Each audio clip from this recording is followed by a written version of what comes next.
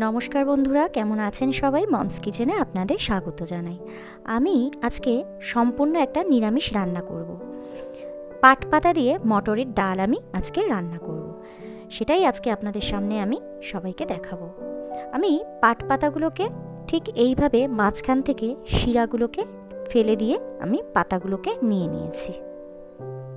দেখুন, মাঝখানে যে মোটা শিরাটা থাকে সেটাকে আমি ফেলে দিয়েছি। আর খুব পরিষ্কার করে বেছে ধুয়ে নিতে হবে, কারণ পাট পাতার মধ্যে অনেক সময় মাটি থাকে। এই পাট পাতা দিয়ে আর কাঁঠালের দানা, এটাও আমি এর মধ্যে দেব। এই দুটো জিনিস দিয়ে আমি ডালটা বানিয়ে দেখাবো আপনাদেরকে। চলুন তাহলে ডালটা আজকে বানিয়ে ফেলি। আমি মটর ডাল নিয়েছিলাম 250 গ্রাম মতন।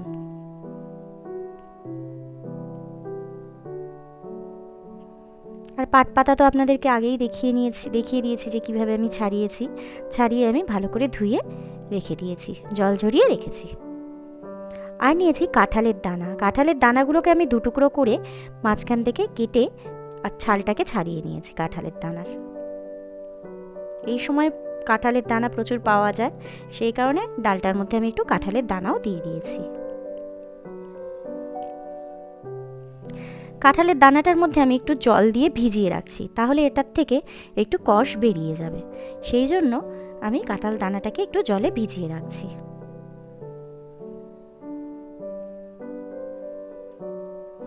ডালটাকে ভালো করে ধুয়ে আমি প্রেসার কুকারে দিয়ে দিচ্ছি। প্রেসার কুকারে দিয়ে আমি ডালটাকে সেদ্ধ করে নিয়েছি।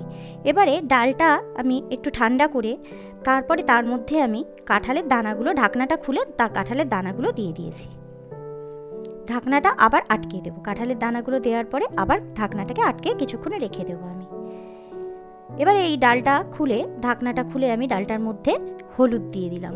পরিমাণ মতন হলুদ আমি দিয়ে দিচ্ছি ডালটাতে, আর লবণও দিয়ে দিলাম স্বাদ অনুযায়ী। দিয়ে একটু ভালো করে নেড়ে দেব। দেখুন, কাঁঠাল দানাগুলো বেশ ভালো একটু নরম হয়ে গেছে। গরম ডালটার মধ্যে প্রেসার কুকারের মধ্যে রেখে দেওয়াতে কিছুক্ষণ কাঁঠালের দানাটা অনেকটাই সেদ্ধ হয়ে যায়।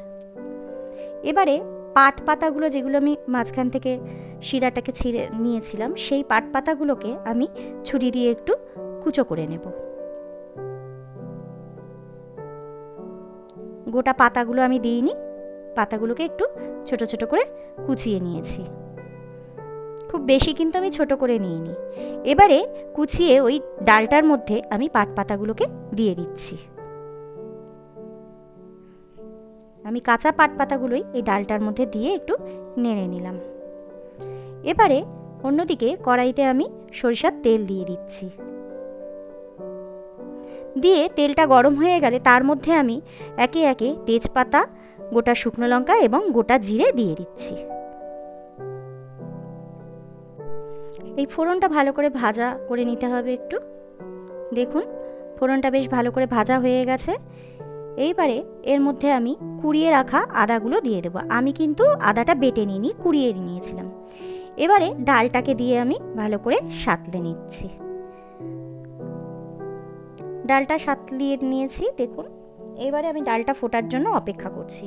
ডালটাকে কিন্তু খুব ভালো করে ফোটাতে হবে, তাতে পাতাগুলোও সেদ্ধ হয়ে যাবে এবং দানাটা যেটুকু বাকি আছে সেদ্ধ হতে, সেটাও সিদ্ধ হয়ে যাবে। দেখুন, ডালটা মোটামুটি ভালোই সিদ্ধ হয়ে গেছে। এবারে আমি দানাটা আর পাতাটা ভালো সেদ্ধ হয়ে গেলে তারপরে এর মধ্যে আমি স্বাদ অনুযায়ী চিনি দিয়ে দিলাম, আর দুটো গোটা কাঁচা লঙ্কাও আমি এর মধ্যে দিয়ে দিচ্ছি।